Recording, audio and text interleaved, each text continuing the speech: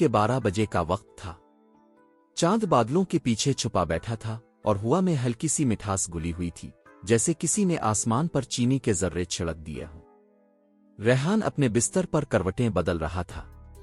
वो सो नहीं पा रहा था। हर बार आंखें बंद करता तो अजीब सा खौफ उसके दिल में आ जाता। कभी अंधेरा बड़ा लगने लगता, कभी किसी पुरानी डांट की याद आ जाती।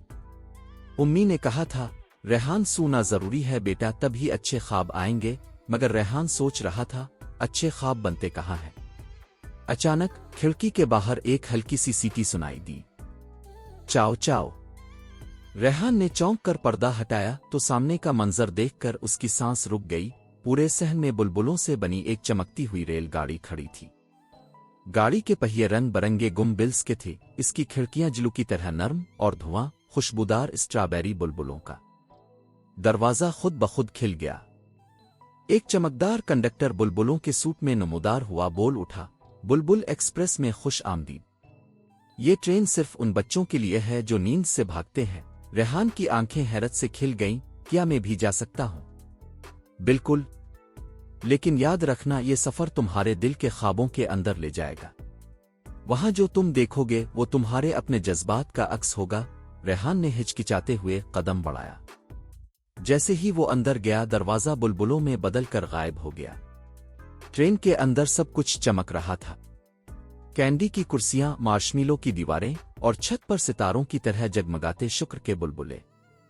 एक सीट पर नन्हे नन्हे बादल बैठे थे जो धीरे धीरे बातें कर रहे थे। दूसरी तरफ एक छोटी सी लड़की बुलबुलों से बिलवन बना रही थी और हर बिलवन में एक ख्वाब झलक रहा था। ये ख्वाबों की दुनिया है? रेहान ने पूछा। हाँ, लड़की ने मुस्करा कर कहा, यहाँ हर ख्वाब किसी न किसी याद से बनता है।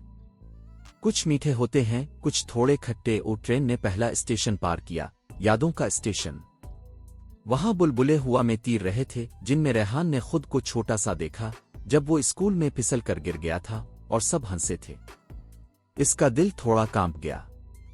लेकिन लड़की ने कहा, डरो मत, ये सिर्फ पुराने ख्वाब हैं। उन्हें देखो, मुस्करा दो और जाने दो। रेहान ने गहरा सांस लिया और बुलबुले पर उंगली फेर दी। बिलबिल्ला नर्म रोशनी में बदल गया और गायब हो गया। इसके दिल का बोझ हल्का महसूस हुआ। फिर ट्रेन चली। अगला स्टेशन था खुशबुओं का शहर।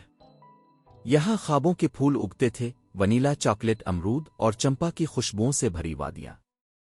रेहान ने पहली बार हल्कापन महसूस किया।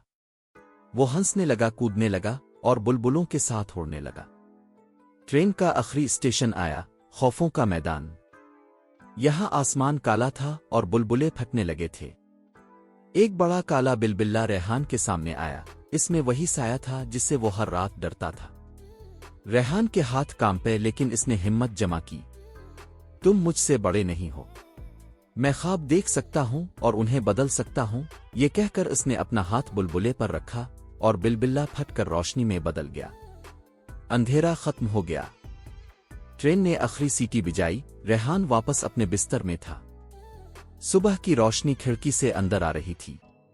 वो मुस्करा रहा था। उम्मी ने पूछा, बेटा नींद अच्छी आई?